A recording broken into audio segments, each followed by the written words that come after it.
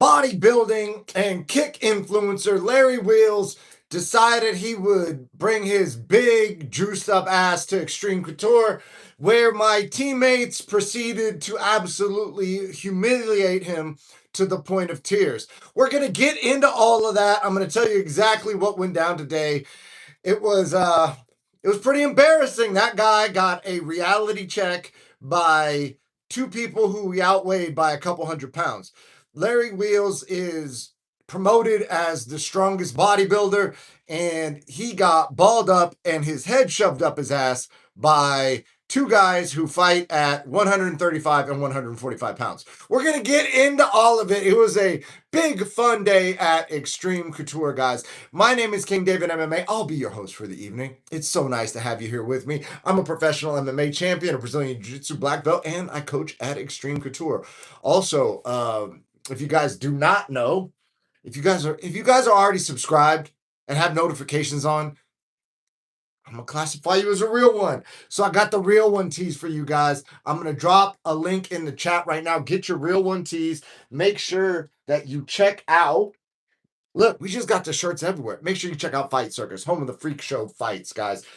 Fight Circus on Instagram. And I heard a rumor that one of the fighters from Xtreme Couture, who we're going to talk about in a second, is potentially going to have a rematch with Larry Wheels at Fight Circus.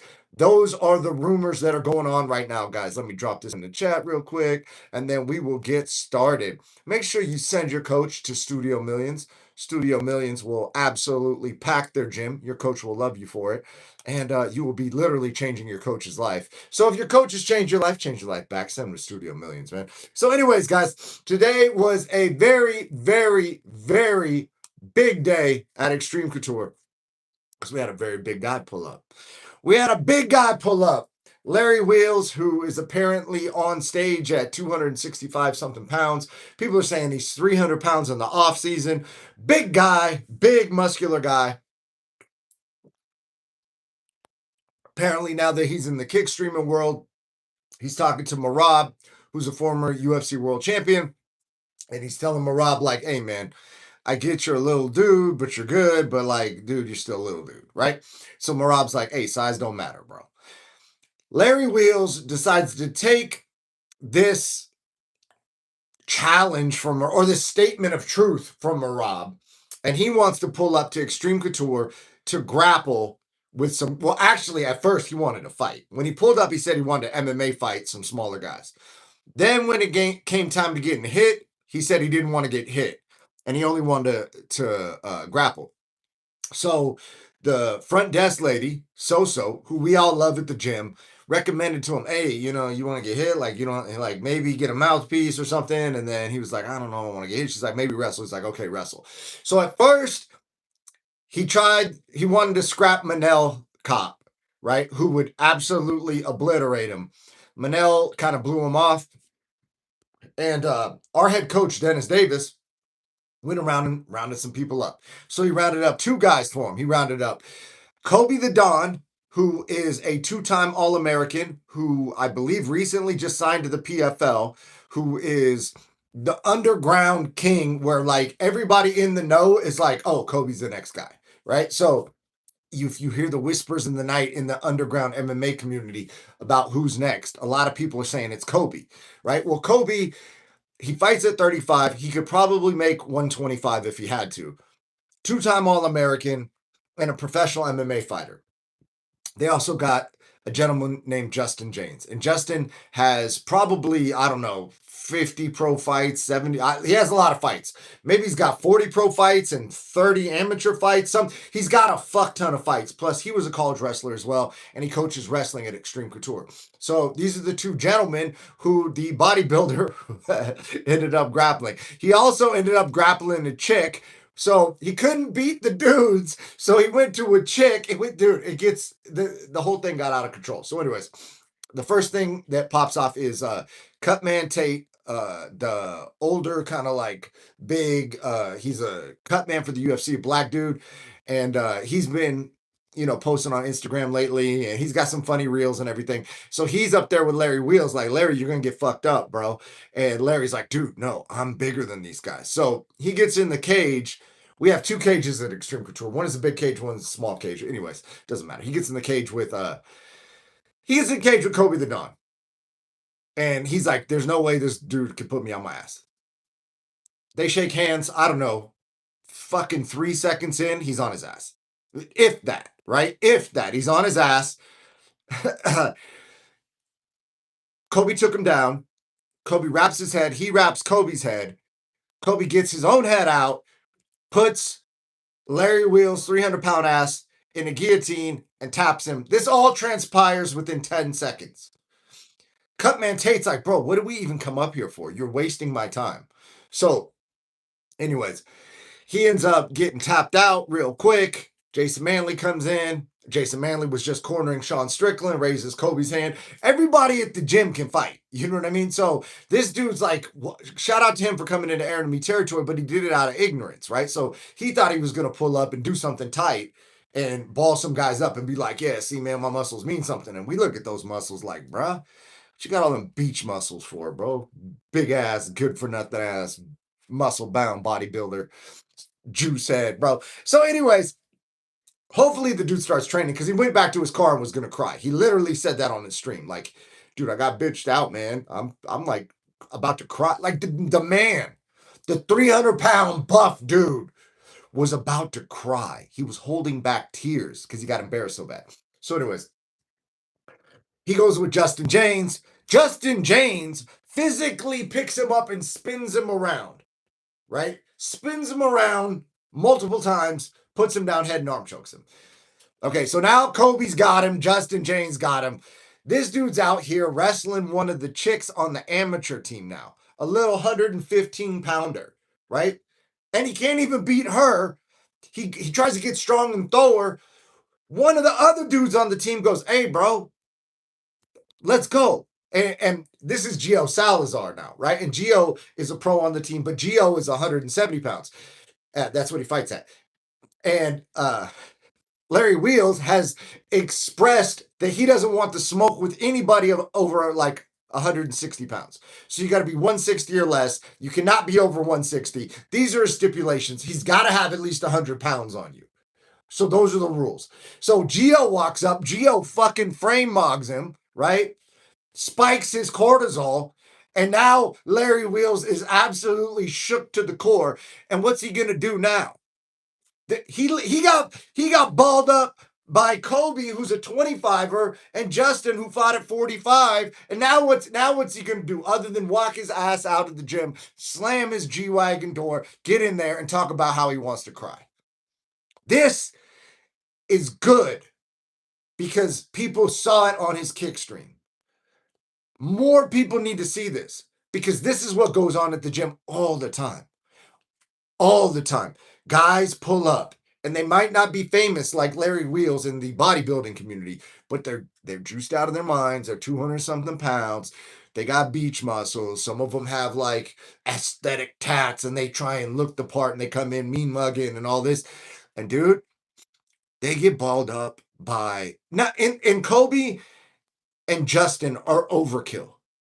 We didn't even need to put them on them.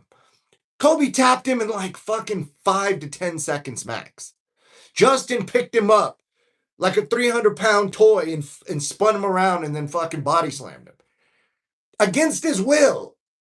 We didn't need to do that. We just did those were just the dudes that were there, right? Those guys are elite. Now, what usually happens is they don't even make it to pro practice. This guy got to go to pro practice and talk his, hey, I'm a big buff guy shit. Because he's like a kick streamer and he's got 5 million followers on Instagram. So he gets a little bit of special treatment. He gets to go into the invite only section of the gym where civilians aren't really ever going to be able to integrate themselves into that practice. This guy showed up with a UFC cut man. The UFC cut man knows some coaches at the gym. Coach Dennis Davis is like, I'll get the guys if you want to do the stream, bro, but it's not going to go well for you because he said no to Dennis Davis. And keep in mind, Dennis Davis was fighting up at 155 pounds because when Dennis was fighting, there were no smaller weight classes. So Dennis isn't like a 6'5" guy. if Dennis fought in today's UFC, Dennis would probably be like a 35er, right? So he said no to Dennis. So Dennis is like, okay, I'll get some younger guys for you, right? And then he got Justin and he got Kobe, and they shoved his head up his ass. But usually what happens is they come in, they look all buff, they sign the waiver, and then we put them into civilian class. And then, and it's not even to pick on them. It's just that they don't know what they're doing. They're going to go 100%. They're going to gas themselves out. And some like dorky purple belt is going to strangle them from like a triangle choke or like get on their back or do some shit that they've never even conceived of. And then they're like, dang, this dude in fucking rainbow unicorn spats just choked me out. This guy looks like he plays Dungeons and Dragons like at a sausage party of nerds, right? This dorky virgin just tapped me. Like, that's what they're thinking. You know what I mean? Because they're 280 with abs and like they think they're tight. And so this happens all the time. So it's good that it happened on the Kickstream. And I'm glad that Xtreme Couture could be a part of the education process of people. It's the same way if I went to go to Larry Wheel's gym and was like, yo, bro, I know you got them big muscles and you say you're the strongest bodybuilder on the planet. But guess what, man? I grapple at Xtreme Couture, so I'm going to outlift you on bench press. There's no reality where anybody would ever think that's a sane thing to think. But for some reason, when it's reversed, they think that it's like, dude, you're not going to go play golf with Tiger Woods. You're not going to go dunk on MJ. You're not going to pull up to Xtreme Couture and grapple Kobe the Don or Justin J. You're just not going to do it, bro. Like, we're not going to pull up to your gym and try and out squat you. So what are you thinking, bro? What, like, I don't know, man. It's crazy. But that's how out of touch people are with reality. That's what's going on. We got a bunch of dudes walking up and down the street in the world who have no idea what's possible. And they're confident because they're so unaware of all the danger they're in. Kind of like when that dude walked up at the Tough Enough where I went viral for punking that dude. That dude didn't realize the amount of danger he was in. Like, oh my, dude, these people are delusional. So anyways, we got a delusional guy to get a little less delusional today. I genuinely hope Larry Wheels pulls up and starts training. There's a lot of guys at the gym that can help him out. There's guys his size he could roll with. So rather than getting his head stuck up his ass by my homie Kobe the Don or picked up and spun around by my homie Justin James, he could actually go with someone who's also 300 pounds. And then at least when he loses, he's like, okay, well, this is a more realistic situation because this guy's trained, he's my size, right? It's like now that he understands what's possible, now he can get some actual realistic rounds in and maybe learn something over the course of time. The same way he got good at bodybuilding, if he's got that type of dedication to diet, exercise, and lifting weights and staying on a schedule, he could probably get good at martial arts too. He'd probably have to lose a little size, but whatever, man. Anyway, at least he'd be able to defend himself against somebody untrained on the street, maybe, you know? And eventually, over time, he could probably defend himself against like some guys that have got some amateur fights or something. So, anyway, let me read the chat, guys. I see you guys hopping on. Got John Dong in the chat with the big pink wavy hand. That reminds me of when you ever seen that that meme? And it's one of those sticky hands. And it's on the girl's leg, and it's like one hand gripping the steering wheel, one hand gripping her thigh, and it's a little pink sticky hand on her leg. I always got a kick out of that meme. What's up, Dave? What did I miss? I saw some influencer got tossed in your gym. Yeah, bro, it was bad, dude. It was bad because he's at like the freakish end of size in terms of like being like huge and jacked. And then he essentially wanted to go with the smallest guy at the gym he could find. That made it even worse. And then he was rolling with a chick trying to throw her around. And then Gio hopped in and was like, hey, bro, roll with me. And then he's like, oh, no, man, I'm already gassed out, bro. And Gio just mocked the shit out of him. So he got choked. He got body slammed. He got choked again.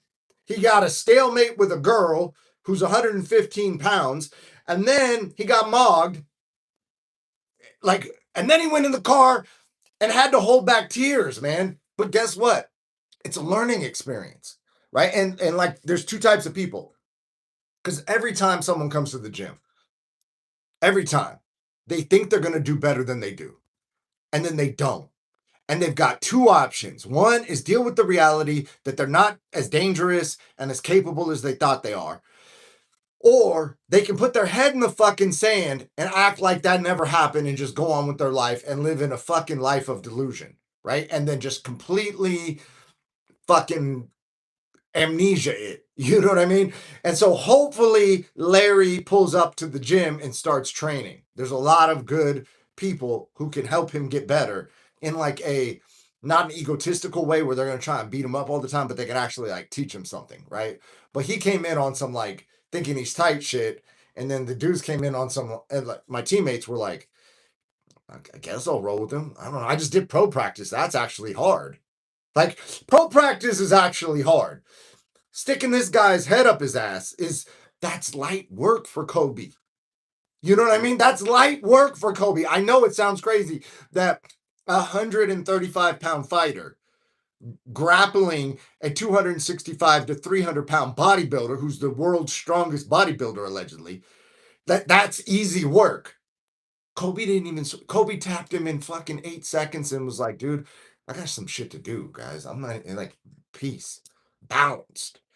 Didn't even think about it. It wasn't even a big deal. It wasn't the highlight of his day. It wasn't his toughest round. It was his easiest round of the day. The biggest, strongest dude you can think of was Kobe's easiest round of the day. So anyways, I saw Tate was there too. Yep. Met Kenneth today. Great guy. He's confident. Yeah. Kenneth Cross the boss is going to shake up the world. Kenny Cross is going to beat that dude on Netflix this weekend at KSW 2-time champion. And Kenny is going to also stick that guy's head up his ass. So, Arpon, the Dawn in the chat. What is that? A fish emoji, bro? I can't even tell what kind of emoji that. Oh, is that a wave? We waving? That's crazy for real. Yeah, it got real crazy. So the other thing too that's happening, Sean Strickland just won the UFC world title. So now the front desk girls are inundated with people trying to spar Sean Strickland. Untrained people. Dudes off the street. Hey, Sean at the gym. I want to come spar him.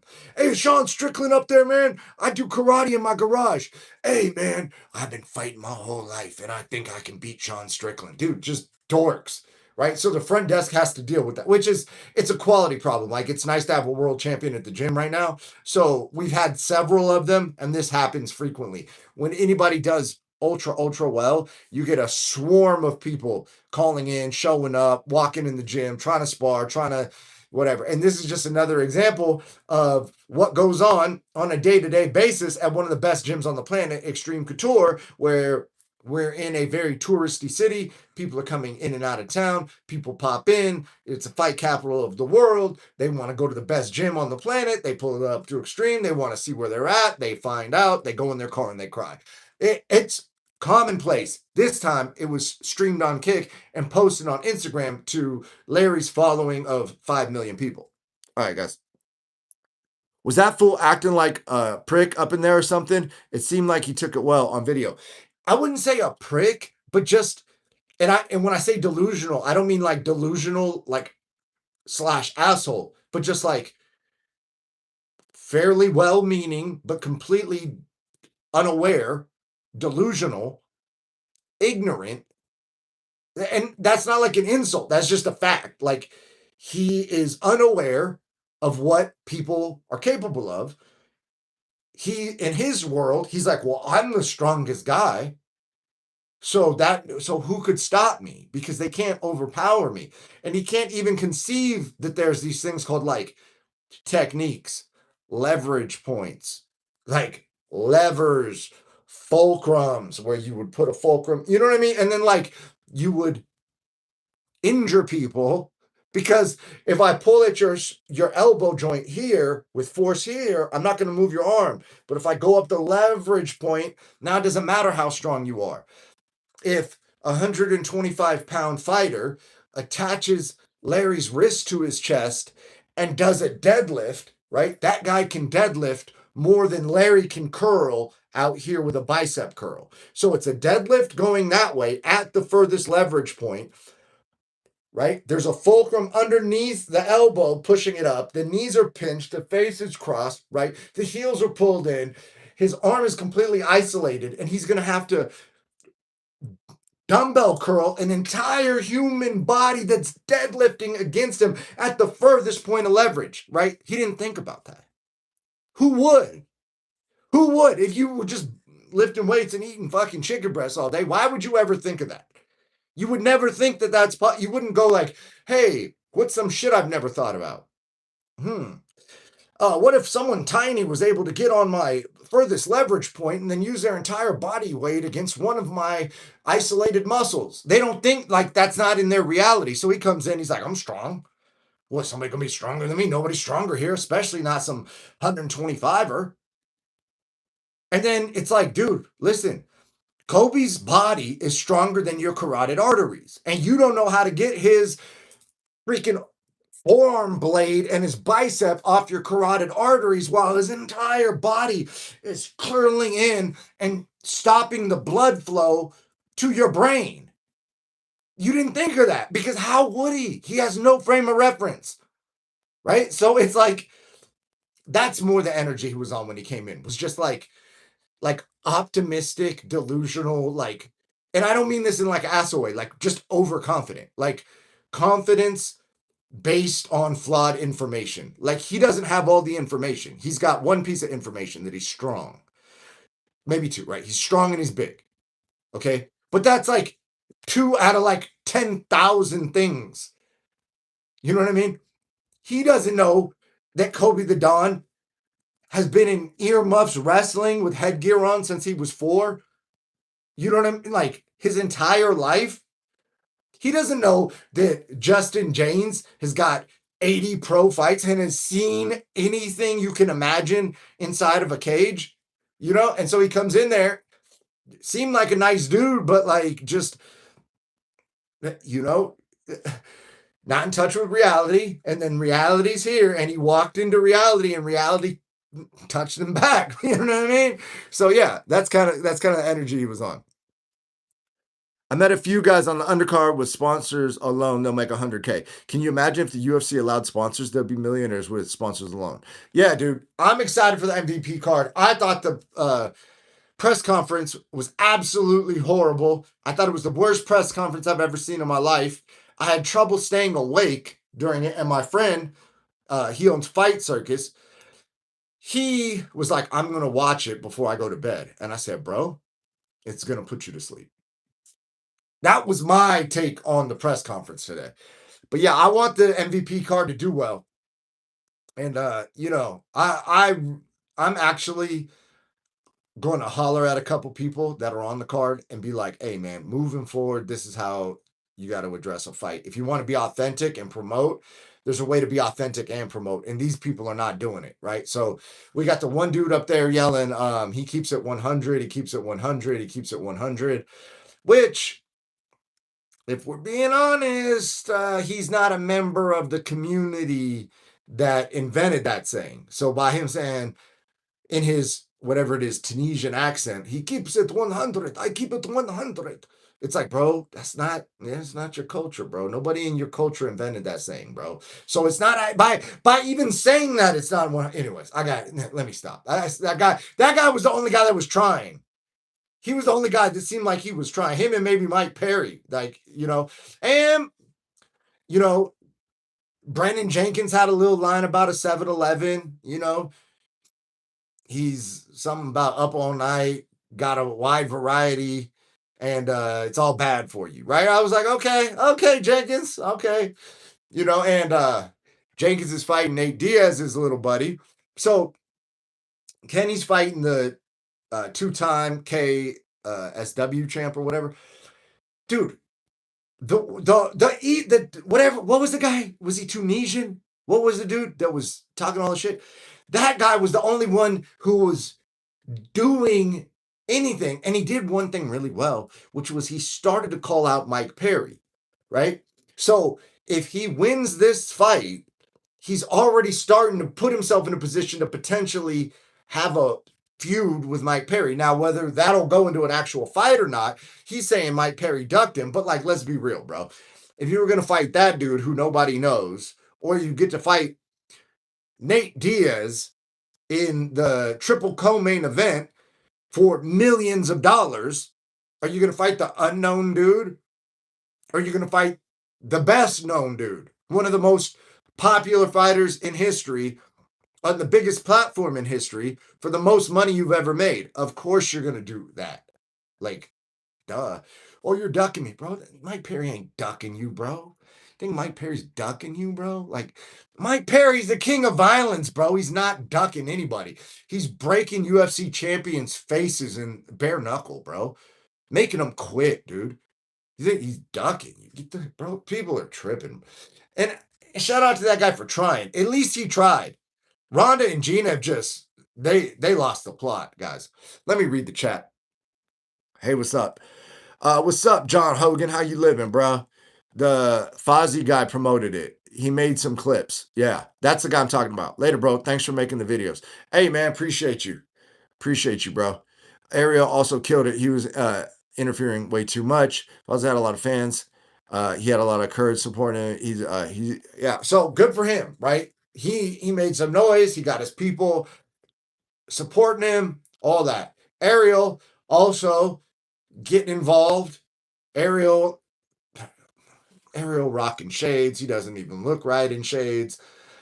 They did this press conference outside. Apparently, there's like ambulances going off. There's motorcycles revving their engines, or somebody's revving their engine. You can't even hear Nate talking. You know, Nate doesn't like the chair he's sitting in. He's moving the chairs around, right? It was real bad, guys. So, anyway, the highlight of the day was the influencer coming to the gym, I guess. You know, my personal highlight was I trained in, I did 2 practices today, essentially. Uh, I taught one of my private clients, and he and I sparred for several rounds. So that was good to get some work in. And then I hopped in amateur practice, and I trained with the amateur team, right? So that was dope too.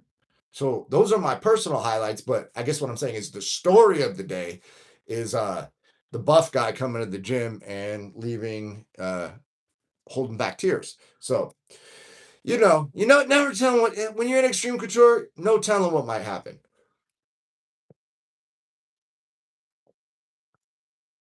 I'm borderline about to not watch the MVP card out of protest. I'm about to not watch the MVP card on Netflix out of protest for how poorly Ronda Rousey and Gina Carano are promoting this fight. It's horrible. I'll even lump Nate Diaz in that box. Now Nate's got a following and he's like a cult hero. So people are going to tune in to see Nate kind of regardless, but he's just phoning it in, man. People are like, "Hey Nate, I've got a question for you." And he's like, "Hey, let me ask you a question." Ha ha ha. It's like happy joking Nate Diaz. It's wild. And then the dude's trying to call out. He said Nate was easy work, and that's why Mike Perry picked Nate as his opponent. And then Nate's like, "Oh man, leave me out of it." It's like, dude, okay. Okay. I get that where you don't want to give that guy any credit because that guy's like an unknown dude and he's not on the level to react to. I would have liked to see Nate say, "Hey, Mike, after I beat you up on Saturday, looks like you got your next opponent." Like, promote that. You know, like, make it do anything. Anything. They did nothing. They did nothing. I was so fucking. And Rhonda was like teasing that she was going to do this big fucking scorched earth press conference because on Ariel's show, she's like, "Don't make me bust my nut, Ariel. Don't make me shoot my load," or whatever the fuck she said on Ariel Helwani's podcast. And Ariel's like, okay, I'm going to ask you the same question at the press conference. She's like, okay. And then he asked her the same question, except now it's after Hamzat and Strickland have fought. And his question is like, what do you say about people like Hamzat who are critical of you for throwing UFC under the bus and talking about fighter pay? When that's the hand that fed you and it's the promotion that built your career and your legacy and your name. And she's like, oh, kumquat or what, you know what I mean? And it's like, that would have been a better answer while all the hype was on Hamzat. But now it's been days. Hamzat's on a different momentum. And now her putting Hamzat on blast and insulting him with, you know, kumquat and all that. It's like, you could have just said that on Ariel's show. You didn't need to wait. You did need to wait. And then the worst thing I've ever heard in a press conference in history, the worst answer in MMA history, guys. They ask Ronda Rousey. They're literally taking a glowing neon yellow softball and underhanding pitching super slowly at her so she can hit it out of the park. They ask her this question. If it means the difference between winning and losing, and you've got Gina's arm and she's not tapping, are you willing to break her arm? Now, they're literally trying to spark something up. They're trying to help Ronda. They're trying to set her up for a home run. And instead of Ronda knocking it out of the park, hitting a triple, hitting a double, hitting a single, or even bunting, Ronda says this. Ronda goes, well, you know, it's not actually breaking an arm. It's more of a dislocation, and I've had my arm dislocated. It's actually not that bad. So I in my career when I was younger and I, you know, didn't want to tap, I've had my arm, you know, dislocated a couple times, and you know, it's not bad at all. And I would help her pop her arm back in after. If it's not bad at all, then what are the consequences? And if there's no consequences, then what are we watching for? What are, like, they, I, I almost did a whole video on this, right? If I knew how to edit, once I know how to edit, I'm going to be dropping all kinds of videos. But I wanted to talk about the Larry Wheels incident at Xtreme Couture because I got a lot of insight on that because I was there today. So I was like, okay, this is trending and relevant, and I have like a insider's take on it. So let me do the video about that. Plus, that's more fun than me just bashing Ronda for being terrible in this fight promotion, which I wanted her to do awesome. I wanted her to succeed. I wanted them to get 100 million views. But anyways, so I was gonna make an entire video on the how bad this fight promotion was, how horrible it was, how they're making me, who I want to watch the fights, make me not want to watch the fights. I went from like thinking this was tight and wondering like, dude, can Ronda really just throw this chick on her head and bust her arm? To now I really don't care. I really don't care. And guess what? That's not mean of me to say because she doesn't care and Gina doesn't care. And they're both publicly on record saying they don't care. I would like to fight on Netflix. I would like to be on a card with Jake Paul in Jake Paul's MMA debut. I want this company to succeed. I want them to do well. I want fighters to get paid. And Ronda and Gina have made me go from being interested to not caring about their fight at all. At all. Like, dude, if you don't care and she doesn't care and arm bars aren't that big of a deal and it's not really a break, it's just a dislocation and you'll help her pop it right back in and she'll be fine and there's no consequences and look at our outfits and we're gonna match and we're gonna like, yeah, dude, it's so bad. It's so fucking bad. Yeah, it's so bad Like, I can't even believe that they're allowing it. Like, someone needs to go to them and shake them and be like, listen, we invested a lot of money in this. Be good, make people care. And but here's the problem. They don't care. They don't care. It's very clear that this is like the bands. We're all getting back together for a final cash grab. It's our reunion tour, guys. No new songs. We're only playing whatever. We're not even trying to really do anything different. We're just gonna just get through the motions, right? We're not gonna put a ton of energy into it. And yeah, it's just we just want to celebrate our legacy, and we want to do this, and we want to do that, and we. What about the fans? What about the viewer? What about the Netflix subscriber? What about them? What are they gonna get?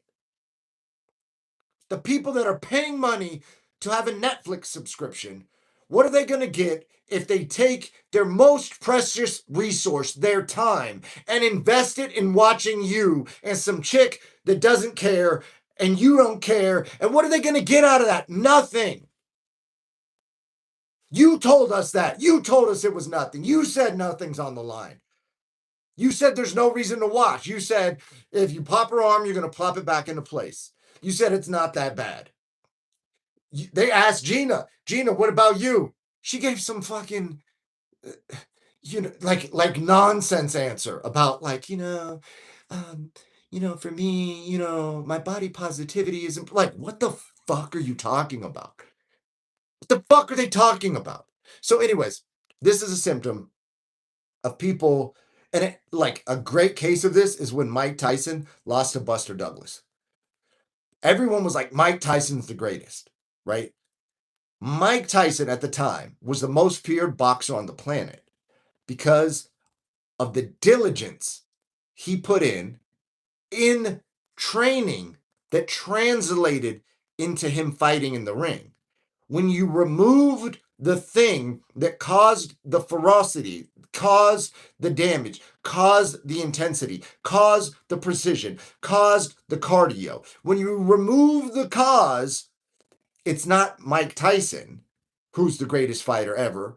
It's all the work he's done to sustain that ability on those nights where he has to go be the greatest fighter ever on that night. And when you remove all of the ingredients, it changes the recipe. You don't get the same thing.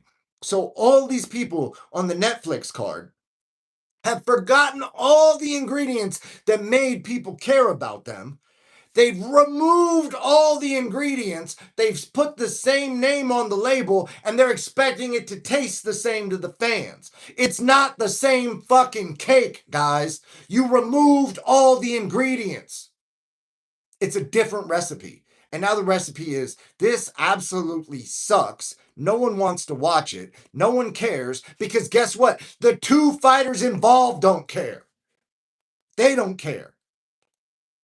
Even with Nate and Mike Perry seems to care, but Nate seems to not even care. Francis doesn't care. He's fighting some dude, and the dude's like, hey, man. Even the dude that's fighting Francis is like, I'm going to try and win.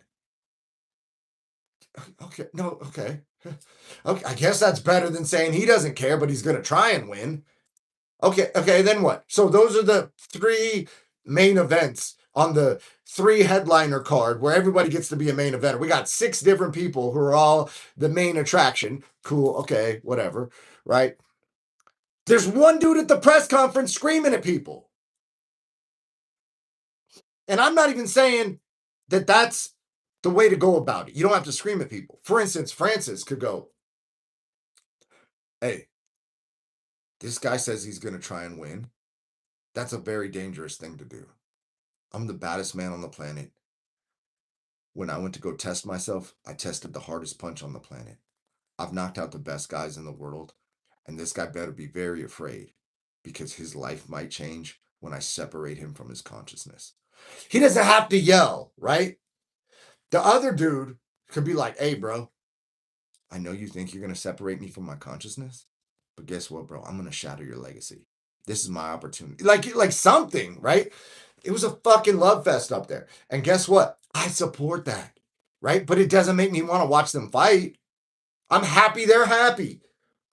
Fighting's not for everybody.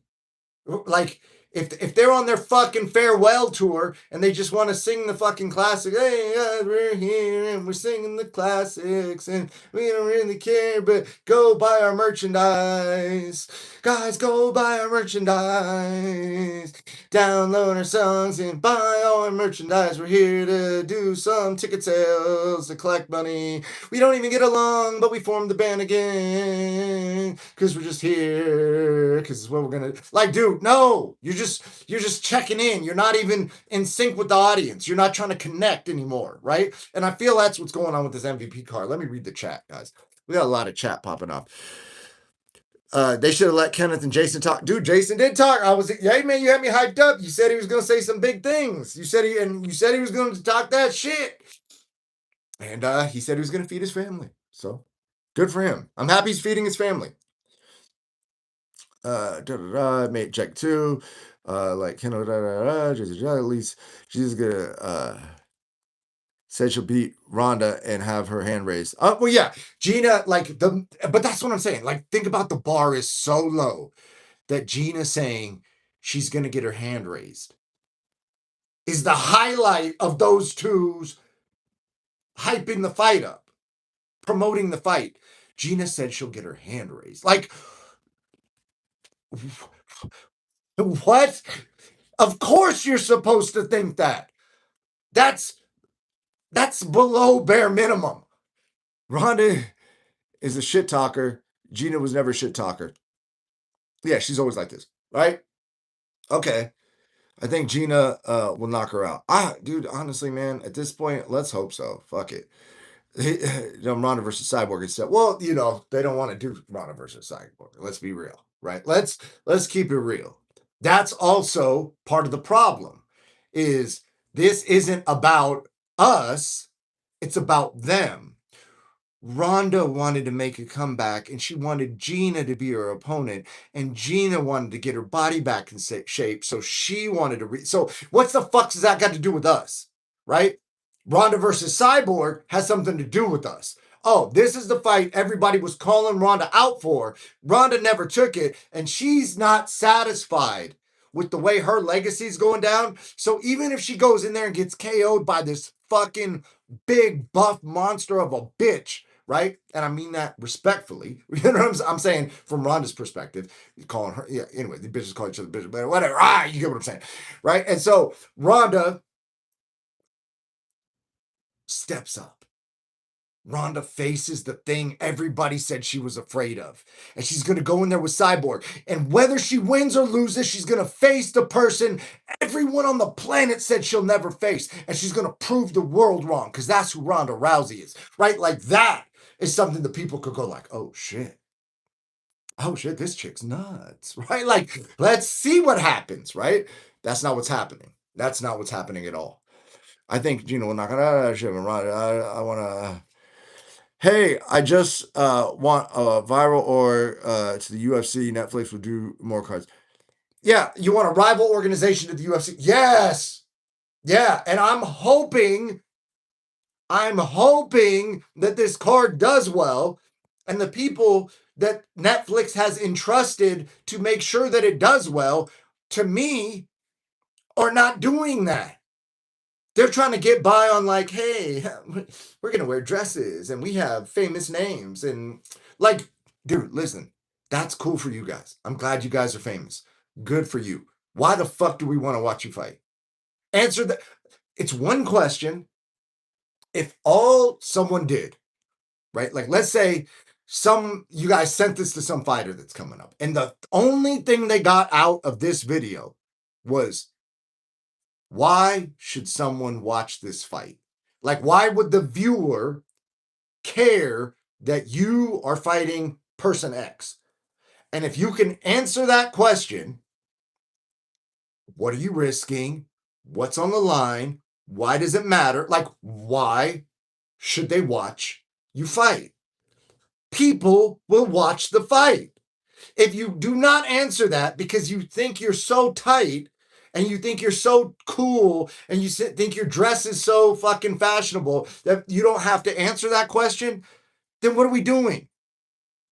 They literally have no reason. They've given us no reason to watch. Somebody, what's the reason? No one, they don't have a reason. Anyways,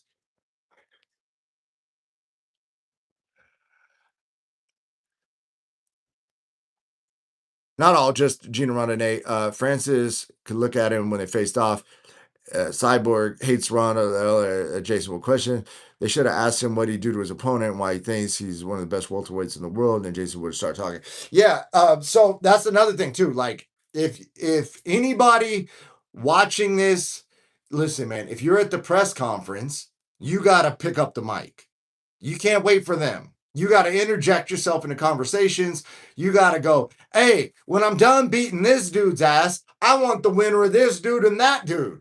And I don't care which one it is, because both of them, I'll slap the taste out of it. Like, you know, get yourself involved, right? And people are like, I don't want to do that. Well, then guess what, bro? That's why. Anyway, that's just what that's disrespectful to the viewer to not do that. The person with the Netflix subscription who is going to take, you know, 15 minutes to watch your fight, an hour to watch a couple fights, 3 hours to watch the whole card out of their day. They're never going to get that time back. Time is their most valuable resource. And they're going to spend it with you, watching you fight. And you can't even be bothered to articulate and give them a reason why they should care about the fight. And then you wonder why they don't care. Anyways, guys, I'm beside myself. Hey, I appreciate you guys for pulling up tonight. Make sure you get your real ones, see, but only if you're a real one, man. I don't want anybody rocking this shit that's not an actual real one, because then I'll have to fucking revoke the t-shirt. I'll refund people. I'll tell them, take the t-shirt off. Here's fucking however much it costs. Give you your money back, bro. You can't wear that. You're not a real one. All right, guys. So if you don't have notifications on, make sure you turn notifications on. Why? Because we go live at random times. I'm setting it in my mind to start going live earlier, and I plan on doing that very soon. So make sure you got notifications set to all notifications so you know when we go live. I'll see you guys tomorrow, because I go live every day. All right. I love you guys. Peace.